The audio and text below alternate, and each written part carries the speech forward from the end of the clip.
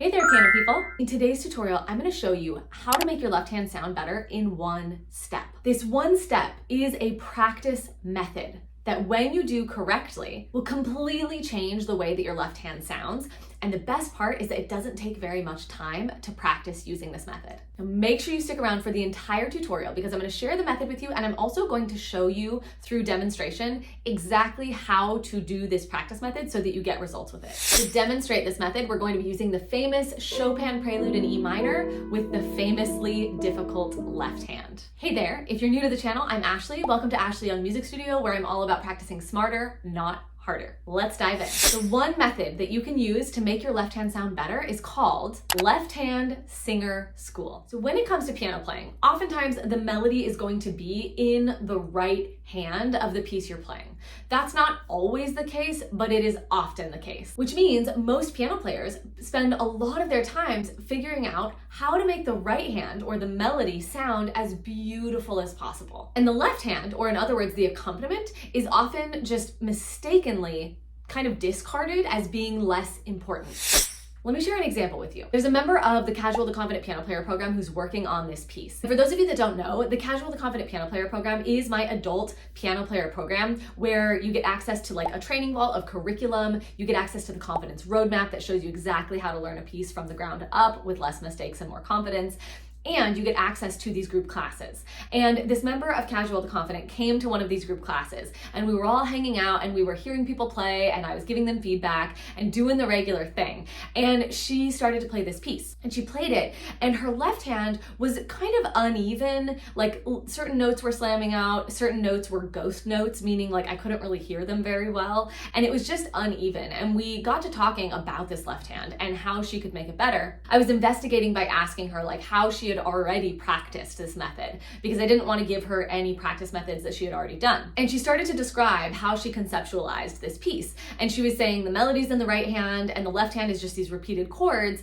And I know that I need to voice the melody. I know that the melody is the important part. So I'm just going to make the left hand as quiet as possible. It's boring to hear these chords over and over and over again. And so I also just kind of want to play them quickly and make them really quiet. Now, this is where we stop because there's a lot of misconceptions in the way that she described this piece to me. And she was missing out on a huge opportunity in this piece because the left hand is so beautiful. And that's actually true regardless of this piece. So if you're wanting to make your left hand better in any piece that you're playing, this method is going to help you. If you're getting value out of this video, go ahead and give it a thumbs up, comment below, and let me know what you like about the video. And share this link with a friend or with an adult piano player community so that they too can figure out how to make their left hand sound better. So what we're going to do when we put our left hand through singer school is we are going to practice it as though it is the melody. And this is a really big shift from what the member of Casual to Confident was describing when she was conceptualizing this piece and when she was describing how she was approaching the left hand. And it's one of the biggest mistakes that I see piano players make when it comes to the left hand of their piano pieces. So when we utilize the left hand singer school, what we are doing is we are giving our left hand something to do. And this is different. When we tell our left hand to play as quietly as possible, that's an ambiguous direction. An ambiguous direction that our left hand can't really act on very well, and that we can't really evaluate if we're doing as intended or not. So oftentimes when people think, I need to play this as quietly as possible, what happens is all of a sudden you notice how loud it is, right? And you're like, oh my gosh, how is it possible that the left hand is so loud? And in addition to that, you start to notice that it's really uneven. Like maybe some of the notes are slamming out and maybe some of the notes are accidentally ghost notes, like they're not sounding at all. And most people's solution to this is to just to like try to make it quieter and to continue to try to make it quieter. But you will be unsuccessful because you're not really giving your hands very clear directions. You're not giving them something that's actionable or measurable. So instead, you need to give your hands clear and concrete directions. And I'm going to show you exactly what I mean after this quick announcement. In January, I'm going to be teaching a 4-day event that is totally free. During this event, you are going to learn how to design a weekly practice routine that accelerates your progress consistently and moves you beyond the notes to confident musical expression.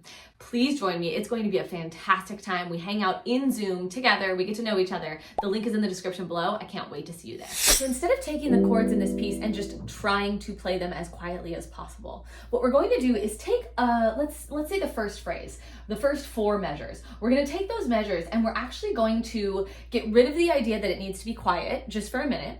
And we're going to try to make this left hand accompaniment pattern as beautiful as possible.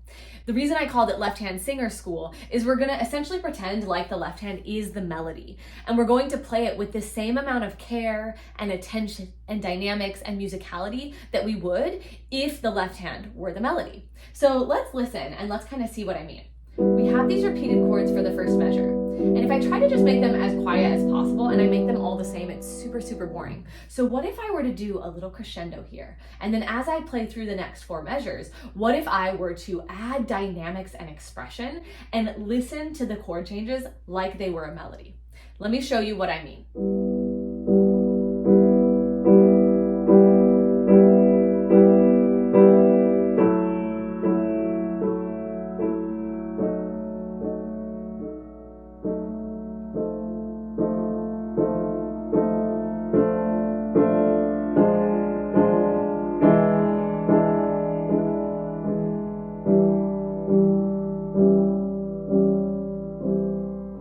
All of a sudden, it's really beautiful, right? And that's very different than just playing these chords quietly.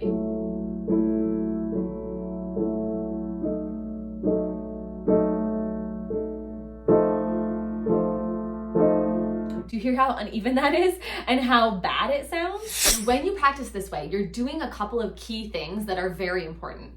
The first thing is that you are shifting from giving ambiguous directions to giving very clear and concrete directions. You're saying, play this musically.